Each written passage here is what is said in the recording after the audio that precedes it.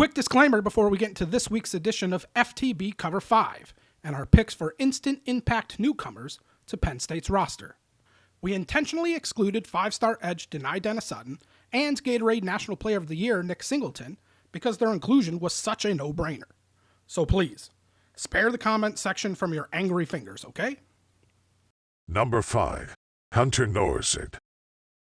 For the second straight season, a rather large Ivy League student-athlete parlayed his time playing football within this coalition of safety schools into a chance to tackle the athletic and academic rigors of Penn State. Last year, it was Harvard graduate Eric Wilson.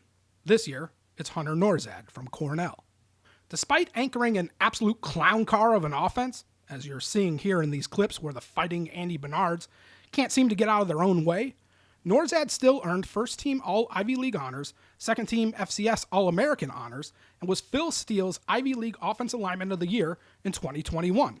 At 310 pounds, Nourzad looks like the Terminator and plays like the Tasmanian Devil, a total 180 from the pillow fight persona of Penn State's offensive lines in 2020 and 2021.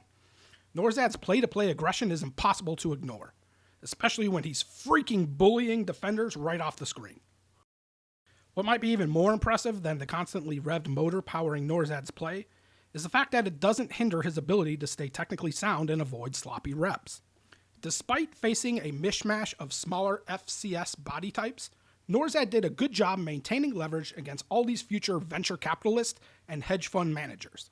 He handled bull rushes with ease, showcased supreme bend and hand placement, displayed elite short area burst on reach blocks, as well as the discipline to handle exotic defensive pressures. But that was the Ivy League. The Big Ten is a different beast. This clip here, where Nourzad thwarts arguably the most lethargic and uninspired corner blitz in the history of football, serves as a stark reminder of the level up in competition that awaits him this fall. Number 4. Kaytron Allen. As long as Kaytron Allen's running style doesn't deviate too far from what he put on tape in high school, then he will be what we all thought Kevon Lee would be, a big back that runs like a big back. A mature runner blessed with an innate feel for the position, Allen, at this stage of his development, is probably more of a polished, ready-to-play complete back than even 5-star teammate Nick Singleton. As a starter at Football Factory IMG Academy, Allen already has 2 seasons of AAA minor league college football under his belt. And by that, we mean he played in a modern college offense and faced a national schedule, complete with travel. Critics will say, oh, well, he ran behind a D1 offensive line at IMG. And yeah, that's true. The counter, though, is that IMG fills its gauntlet of a schedule with the best teams from coast to coast, meaning Allen ran through defenses littered with 3, 4, and 5-star prospects, or in the case of IMG's Week 1 opponent, Bishop Sycamore, 34-year-old men with mortgages. Allen won't pop the top off defenses like Singleton, but when comparing his senior film to his junior film, it does appear that he made strides, pardon the pun, with his straight line speed. With that said, Allen's patience, ability to set up blockers, and knack for absorbing contact and breaking tackles will be his ticket to see the field as a true freshman. Number 3. Abdul Carter. Spoiler alert. Abdul Carter, the 4-star linebacker from Philadelphia, is the only player on this list who hasn't played some level of college football or participated in spring practice at Penn State. So why is he included? 3 reasons: positional opportunity, physical maturity, and Carter's advanced football aptitude. Projected as a will linebacker, Carter should enter fall practice as the third-team option behind potential All-Big Ten selection Curtis Jacobs and oft-injured senior Charlie Katshier. Assuming contest against Mac Renowin's Ohio and Central Michigan follow the script, well then opportunities abound for Carter to turn heads and raise eyebrows, which could lead to increased reps during the soft second half of Penn State's schedule. At 6'3" and 235 pounds, Carter enters Penn State pre-assembled. There's no weight room fabrication required.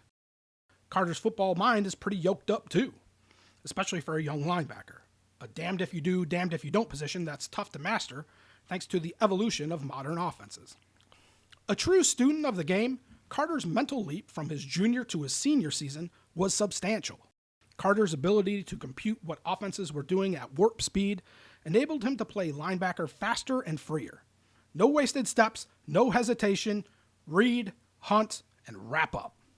Number 2. Zane Durant. Following in the footsteps of KJ Hamler in 2018 and Kalen King in 2021, Central Florida 4-star recruit and early enrollee Zane Durant wears the crown as this year's darling of spring ball. Judging from Durant's high school and blue-white tape, it's obvious to see why coaches are so enamored with this guy. A smidge too light to be an every-down, three-technique defensive tackle, Durant's rare-to-find and impossible-to-teach athleticism and explosiveness will get him on the field early. No, he's not a pure block swallower, but he's a penetrator and a disruptor who feels right at home in opposing backfields, perfectly molded to thrive in Manny Diaz's complex and demanding pressure packages. For a player capable of dominating at the prep level on sheer size and speed alone, it was such a pleasant surprise to watch Durant's vast portfolio of pass rush moves on tape. The attention to detail and precision that Durant displays on rips, arm overs, bull jerks, stab and grabs, and so much more accelerates his readiness for the next level and lessens the learning curve, which is why he drew such rave reviews in March and April. It's a lot to ask of a teenager, but if Durant immediately blossoms into a problem on passing downs for opposing offenses, it'll make life so much easier for Penn State's talented, but largely unproven, edge rushers. Number 1. Mitchell Tinsley. Exit number 5, enter number 5. In order to patch up the massive hole left by Jahan Dotson's departure, James Franklin snatched up Western Kentucky's stat gobbler Mitchell Tinsley from the portal back in late December. Operating in an over-caffeinated offense that believes rush is a nasty four-letter word, Tinsley amassed 1,400 yards and 14 touchdowns on 87 total receptions last year. Even more impressive, in 121 total targets, Tinsley only registered 2 drops all season. 2. And these weren't all dinks and dunks either. Some of these were high degree of difficulty, Cirque du Soleil catches worthy of a double take. Not saying Tinsley's ball skills top Parker Washington's, but man, they're at least in the same zip code. Second thing that pops off Tinsley's Western Kentucky tape is that at 6'1" and 205 pounds, he somehow plays 3 inches taller and 20 pounds stronger than his listed height and weight, showcasing an uncanny physicality that manifests in various ways on the field. According to PFF, Tinsley forced 20 missed tackles and hauled in 13 contested catches last season, which is a lot. For context, no receiver in the James Franklin era has tallied more than 16 missed tackles and 11 contested catches in a single season. In an age where so many receivers' post-catch routine consists of just falling down or scooting out of bounds, Tinsley always wants more, and it's so damn refreshing to watch. Tinsley has okay speed, although he's not going to trigger the flux capacitor in Doc Brown's DeLorean anytime soon.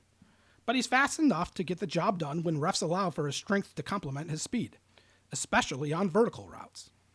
Despite not playing organized football until his senior year of high school, Tinsley has somehow mastered the dark art of subtly creating separation, be it a bump, a slightly extended arm, or a stealth shove.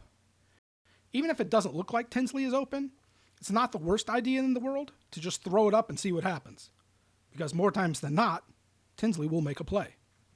The my guy is better than yours 50-50 ball mentality that was such a major facet of Mike Yurcich's offenses at Oklahoma State was largely absent during his first year in Happy Valley. Tinsley might very well be the solution to that problem.